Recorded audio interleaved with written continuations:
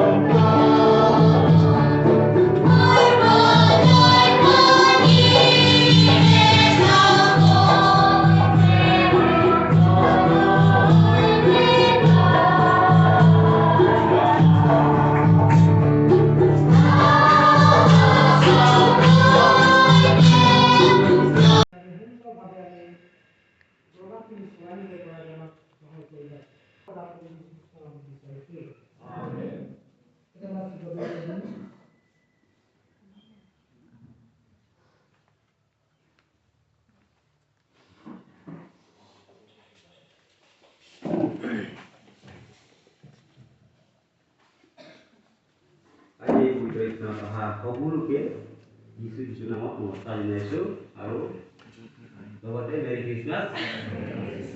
আমি প্ৰগ্ৰাম আছে সময় 11 বজাত চৰাচৰ ভিতৰত আব্দুল খান বক্তা ভিতৰত আহমদিয়ানা আৰু আমাৰ প্ৰগ্ৰাম আছে একাকি প্ৰগ্ৰাম আছে আমাৰ আছে